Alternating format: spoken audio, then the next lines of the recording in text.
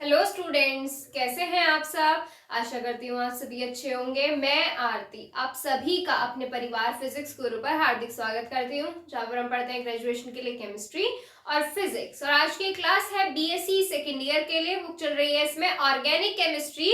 Organic chemistry में इसमें कल हमने हमारी न्यू यूनिट स्टार्ट की थी, जो थी यूनिट नंबर 4। और यूनिट नंबर 4 में हम बात कर रहे थे इसके नाइट्रोजन कंटेनिंग कंपाउंड्स के बारे में। और फर्स्ट कंपाउंड इसमें था हमारा अमीन्स। तो अमीन्स के कल हमने मेथड ऑफ प्रिपरेशन के बारे में डिस्कस कर लिया था, और आज हम उसकी प्रॉपर्टीज के बारे में डिस्कस करेंगे। तो आज का मेन टॉपिक क्या होगा? प्रॉपर्टीज ऑफ अमीन। आज हम इसकी फिजिकल और केमिकल प्रॉपर्टीज के बारे में डिस्कस करेंगे। तो देखिए, सबसे पहले हमने क्या लिखा है, इसकी थोड़ी सी फिजिकल प्रॉपर्टीज के बारे में लिखा है कि इसकी फिजिकल प्रॉपर्टी है। सबसे पहली प्रॉपर्टी देखो, amines have pungent smell like ammonia. Ammonia जैसी पंजेंट तीखी स्मेल होती है अमीन्स के अंदर। सेकेंड फिजिकल प्रॉपर्टी है, amines are soluble in water. पानी में घुल जाते हैं, but solubility of different amines will decrease from primary to tertiary. अब यहाँ पर क्या दिखाया गया है, ये अमीन्स तो पानी में घुल जाते हैं, लेकिन जैसे जैसे अमीन्स हायर होते जाते हैं, मतलब प्राइमरी से सेकेंडरी, सेकेंडरी से टर्सरी की तरफ चलते हैं, वैसे वैसे उनकी सॉल्युबिलिटी डिक्रीज होने लगती है। और ऐसा क्यों होता है? क्यों होता है ऐसा? हाइड्रोजन बॉन्डिंग की वजह से। क्यों? अमीन्स पानी में कैसे घुल सकते हैं बताओ? हाइड्रोजन बॉन्डिंग की वजह से। अगर यहाँ पे हाइड्रोजन बॉन्डिंग, वाटर का मॉलिक्यूल हाइड्रोजन बॉन्डिंग करेगा अमीन के साथ, तभी आपका अमीन वाटर में सॉल्युएबल हो सकता है। लेकिन जैसे जैसे सेकेंडरी और टर्सरी की तरफ चलते जाओगे, हाइड्रोजन बॉन्डिंग डिक्रीज होती चली जाएगी, और वैसे वैसे वो वाले कंपाउंड आपके पानी में घुलने कम हो जाएंगे। देखिए यहाँ पर कैसे, due to decrease the strength of hydrogen bonding. Reason यही है इसका कि आपके प्राइमरी से टर्सरी की तरफ चलने पर डिक्रीज क्यों होती है सॉल्युबिलिटी। देखो यहाँ पर ये आपका क्या है, RNH2 प्राइमरी अमीन दिया हुआ है ये आपका। तो यहाँ से देखो, हाइड्रोजन ये है हमारे वाटर मॉलिक्यूल H2O, इसी तरीके से रखे होते हैं। अब यहाँ पर देखो, इस वाले H से ये वाला ऑक्सीजन बॉन्डिंग कर रहा है, और इस वाले H से ये वाला ऑक्सीजन बॉन्डिंग कर रहा है। तो यहाँ पर बॉन्डिंग हो रही है हाइड्रोजन की। तो प्राइमरी अमीन कैसा होगा? पानी में पूरी तरह से सॉल्युएबल होगा। यहीं पर आ जाओ सेकेंडरी अमीन को लेकर। सेकेंडरी अमीन में सिर्फ एक हाइड्रोजन बॉन्डिंग करेगा ऑक्सीजन से। तो यानी कि हाइड्रोजन बॉन्डिंग हो तो रही है, पानी में तो घुलेगा, पर कैसा होगा? पार्शियली सॉल्युएबल होगा। क्यों? क्योंकि इतनी ज्यादा इफेक्टिव हाइड्रोजन बॉन्डिंग इसकी कंपैरिजन में ये शो नहीं कर रहा है। टर्सरी अमीन पर आ जाओ, क्या ये सॉल्युएबल होगा वाटर में या नहीं? बताइए, खुद बताइए, देखकर इतनी बात की, वाटर में सॉल्युएबल होगा या नहीं? बिल्कुल सॉल्युएबल नहीं होगा, क्योंकि इसमें हाइड्रोजन ही नहीं है बॉन्डिंग करने के लिए। हाइड्रोजन ही नहीं है बॉन्डिंग करने के लिए। तो टर्सरी अमीन्स जो होते हैं, पानी में सॉल्युएबिलिटी उनकी बिल्कुल ही डिक्रीज होती है, यानी कि बिल्कुल ही कम होती है। नेक्स्ट पॉइंट देखो, थर्ड पॉइंट, बॉइलिंग पॉइंट के बारे में बताया गया है। तो boiling point of amines, amines के बॉइलिंग पॉइंट जो होते हैं अल्कोहल और एसिड से कम होते हैं।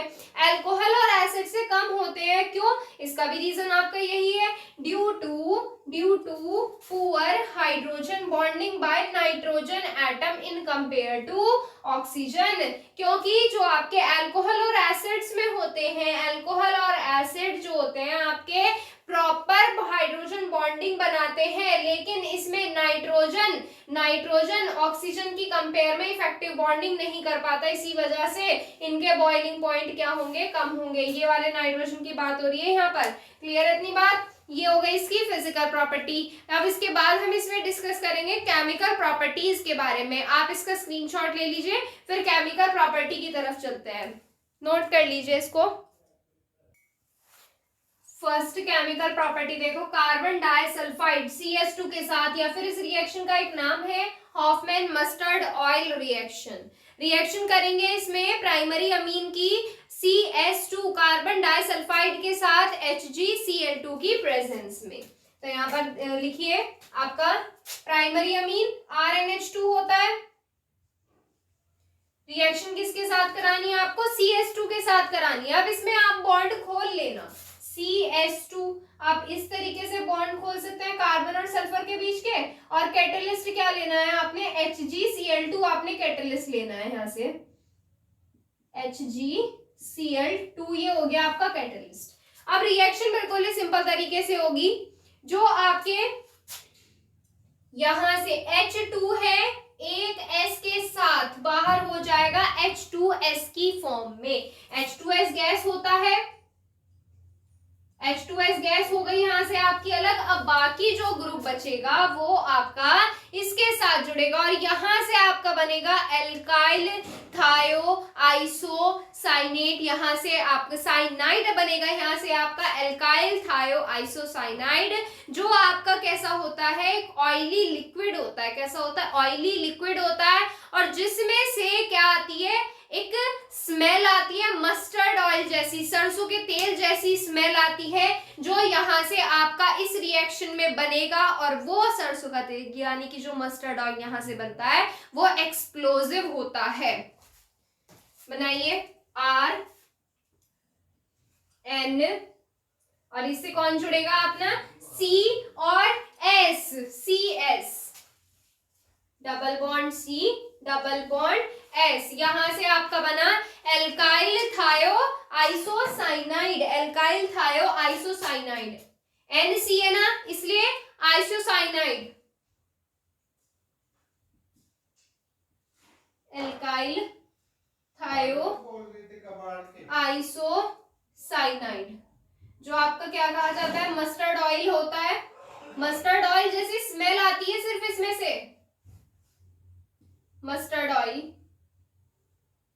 और जो कि एक एक्सप्लोजिव होता है, एक्सप्लोजिव। First reaction complete. अब इसके बाद आप क्या करेंगे, R ग्रुप की जगह पर CH3 ग्रुप रख के देखेंगे। सेकेंड रिएक्शन देखिए, सेकेंड रिएक्शन अगर हम फॉस्जीन के साथ कराएं, फॉस्जीन क्या होता है बताइए, फॉस्जीन क्या होता है, रिएक्शन विद फॉस्जीन, फॉस्जीन होता है COCl2 होता है फॉस्जीन। फॉस्जीन के साथ रिएक्शन कराओ, RNH2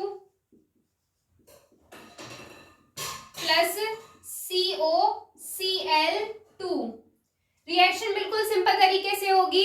जो दोनों H हैं दोनों Cl की फॉर्म में बाहर, तो 2HCl हो गए यहाँ से आपके बाहर, और जो आपका CO ग्रुप बचा है वो आपका यहाँ पर आकर जुड़ जाएगा, और यहाँ से आपका बनेगा RNCO, ये बचेगा आपका। और ये आपका क्या होता है, इसका नाम एल्काइल आइसोसाइनेट,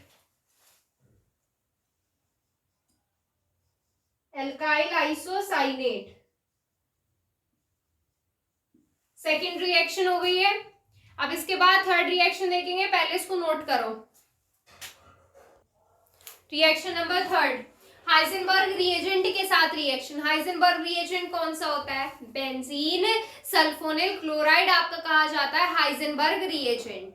अब यहां से ये जो रिएक्शन है हाइजेनबर्ग रिएजेंट के साथ, प्राइमरी, सेकेंडरी, टर्सरी, तीनों टाइप के अमीन के साथ ये रिएक्शन पॉसिबल है।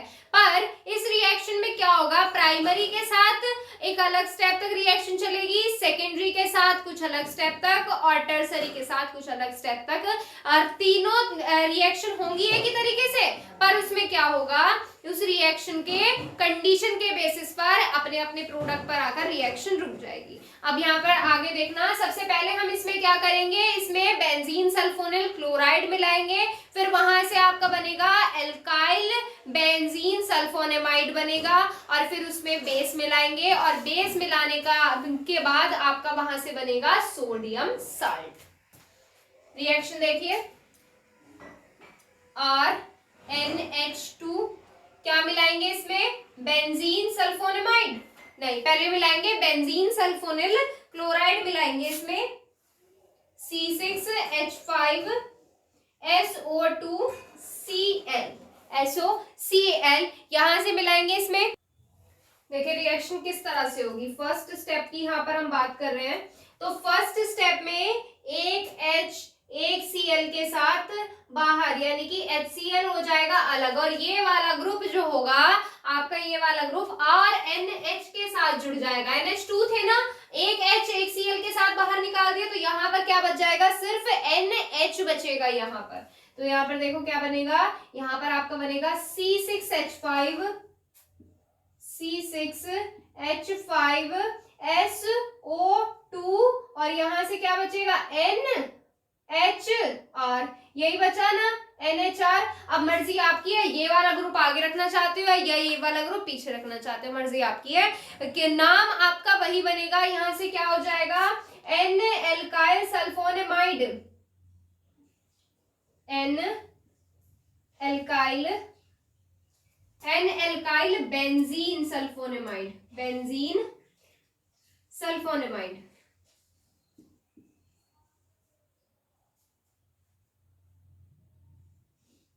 सल्फोनामाइड, ये हो गया इसका नेम। अब इसके बाद क्या करोगे, इसमें बेस मिलाओगे। अब देखना रिएक्शन कहां तक चलेगी, मैं आपको एक हिंट बताती हूँ इसमें। जब तक N के पास H रहेगा तब तक रिएक्शन आपकी होती रहेगी, रिएक्शन नहीं रुकेगी। लेकिन जहां पर आकर आपके N के पास H खत्म हो जाएगा, रिएक्शन वहीं स्टॉप हो जाएगी। अब देखना यहाँ पर एक H बचा हुआ है N के पास, तो यहाँ पर आप क्या मिलाओगे, बेस मिलाओगे। NaOH मिला लीजिए, स्ट्रॉन्ग बेस मिलाना है, NaOH मिला लीजिए। अब यहां से ये जो H है ये OH के साथ होगा आपका बाहर, यहाँ हो गया ये H2O हो गया बाहर। अब यहां से ये वाला Na जो होगा इस N के पास आकर जुड़ जाएगा, तो यहां से क्या बनेगा C6H5SO2Nr और यहां से आएगा Na। तो यहां से क्या बनेगा इसका बन जाएगा यहां से सोडियम साल्ट। क्लियर है, ये हो गई किसके लिए, ये रिएक्शन हो गई आपकी प्राइमरी अमीन के लिए। सेकेंडरी अमीन के लिए देखना क्या होती है रिएक्शन। और बेटा एक चीज इसमें कि जो आपका बेंजीन सल्फोनेमाइड होता है ये आपका क्या होता है, बताओ ये क्या होता है बेंजीन सल्फोनेमाइड, बेस सॉल्युएबल, बेस घुल जाता है इसमें, बेस सॉल्युएबल।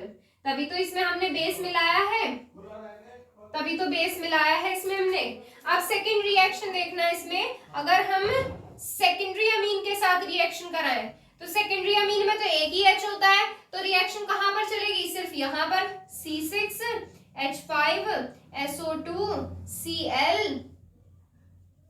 और इसमें क्या होगा, इसमें एक HCl के साथ बाहर एक H एक Cl माइनस हो गया, HCl माइनस HCl हो गया और ये वाला ग्रुप यहां पर।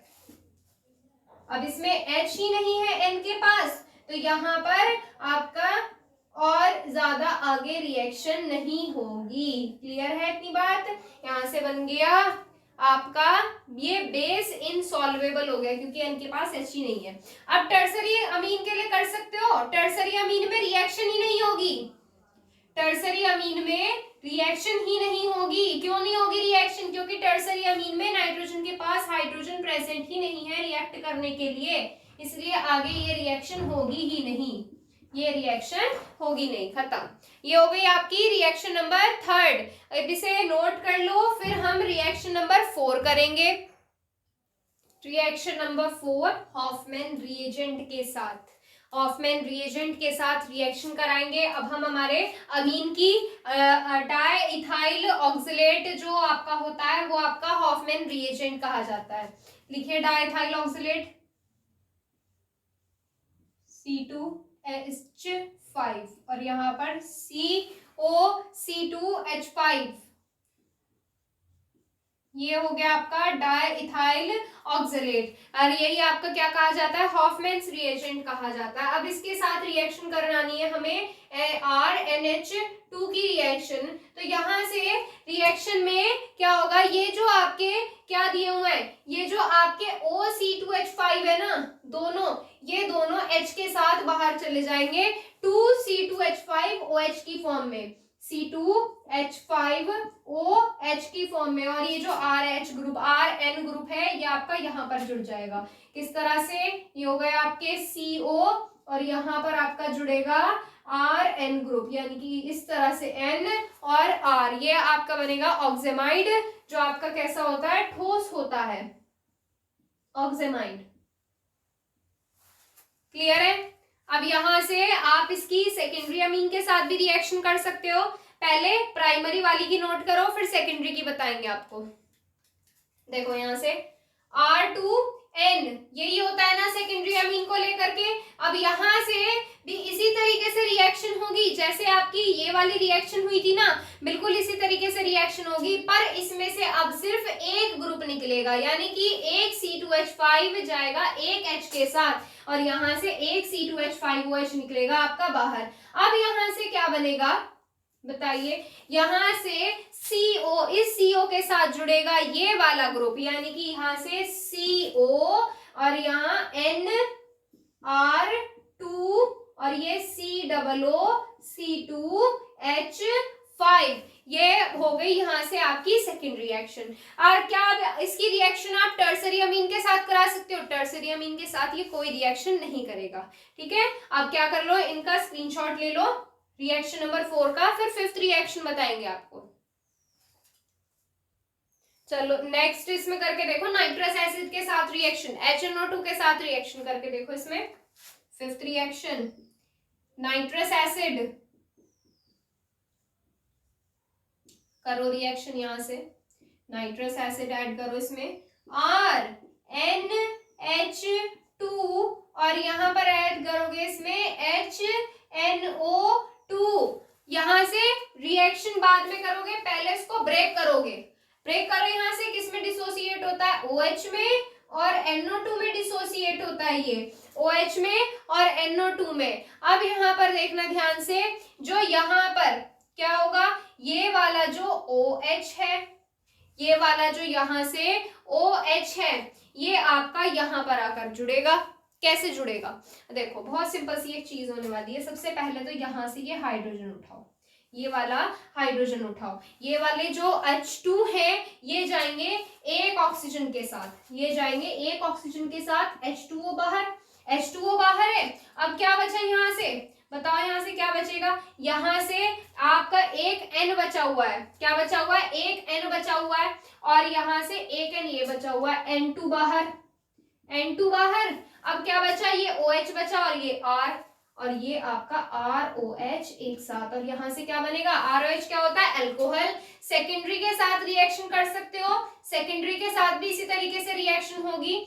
HNO2 ऐड करोगे इसमें, ब्रेक करोगे, किसमें डिसोसिएट होता है? OH में और NO में डिसोसिएट होगा ये, OH में और NO में। अब यहां से भी रिएक्शन ऐसी ही होगी।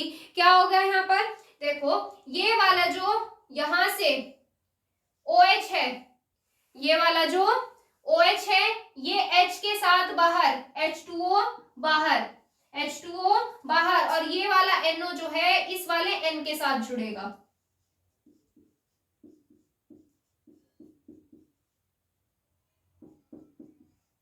ये हो गया यहां से आपका नाइट्रोसो एल्काइल अमीन, नाइट्रोसो एल्काइल अमीन। अब यहाँ पर टर्सरी के साथ भी रिएक्शन होगी। कौन रिएक्शन करेगा? नाइट्रस एसिड, एसिड रिएक्शन करेगा। किस तरीके से? ये हमने यहाँ पर क्या मान लिया? ये हमने यहाँ पर मान लिया कि हमारा यहाँ पर है ये टर्सरी अमीन है। अब यहाँ पर हम क्या मिलाएंगे?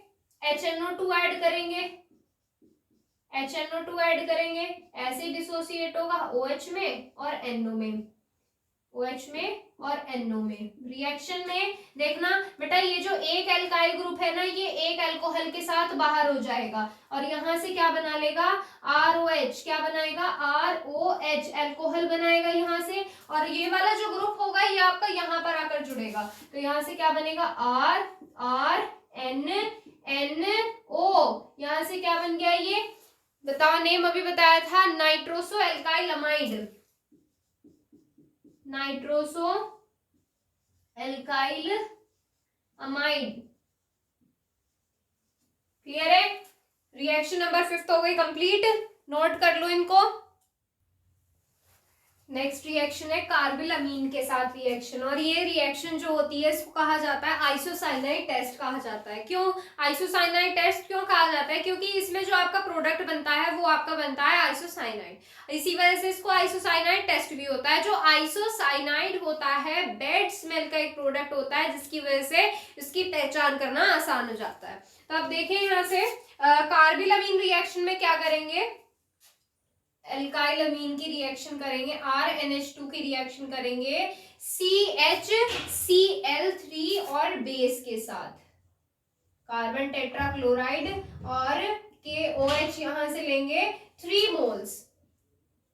और इसके बाद क्या होगा, ये वाले जो 3 KH हैं, के हैं, ये वाले जाएंगे 3 Cl के साथ, ये वाले 3 के Cl के साथ जाएंगे 3 KCl की फॉर्म में, 3 KCl हो गया आपके यहाँ से अलग। अब यहाँ से क्या बचा हुआ है, यहाँ से एक तो CH बचा हुआ है और 3 यहाँ से OH बचे हुए हैं, CH बचा है, 3 OH बचे हैं। अब ये जो 3 OH हैं, ये वाले दोनों H और ये वाला एक H, 3 OH हो गए और 3 H, तो यहाँ से क्या बना, 3H2O बना, 3H2O। अब जो बचेगा उसको आपको सिर्फ जोड़ना है, H खत्म हो गए यहाँ से, ये वाले H खत्म हो गए, क्लोरीन खत्म हो गया। अब यहाँ से क्या बचा, RNC,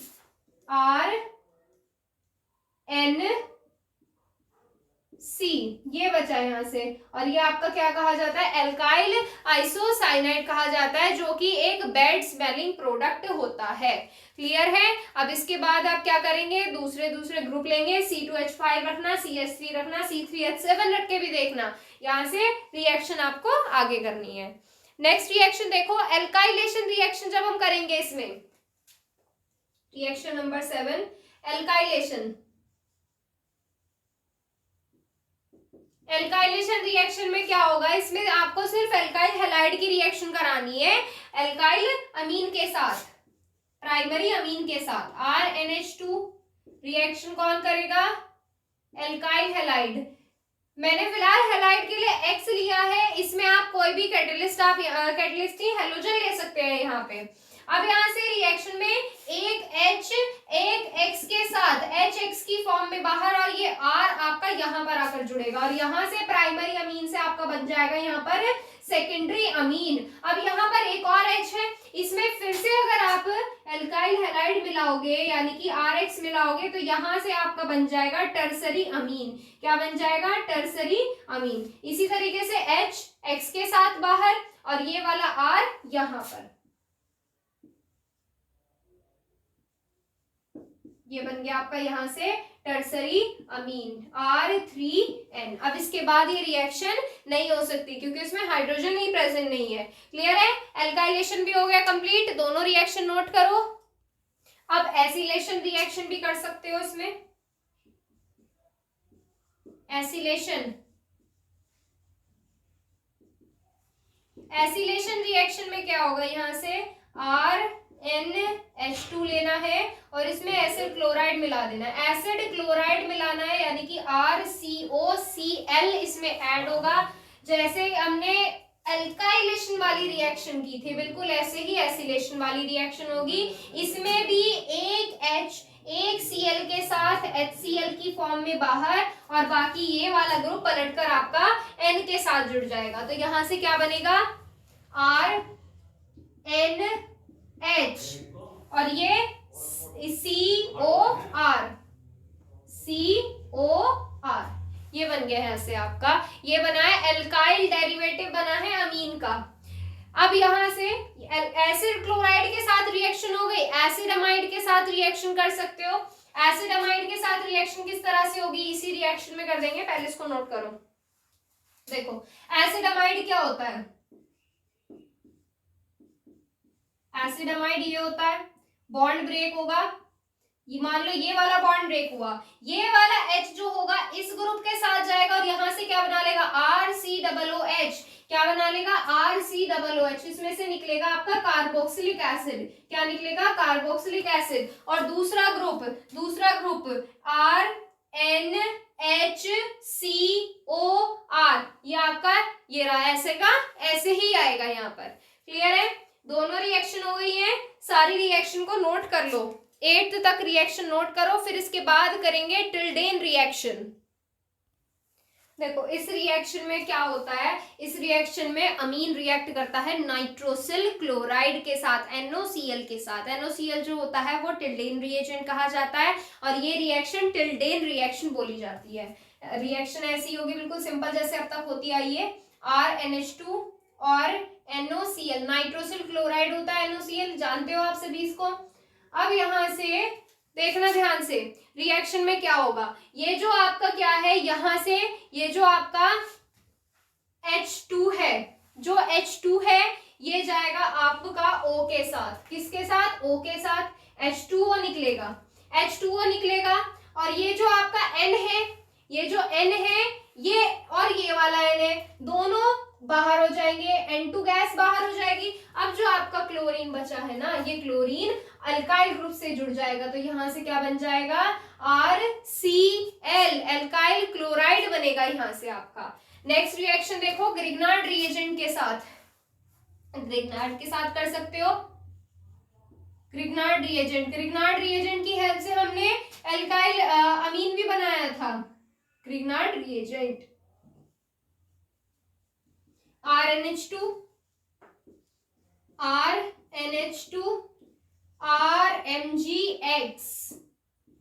RMGX कैटलिस्ट क्या लेते हैं इसमें, ईथर कैटलिस्ट लेते हैं।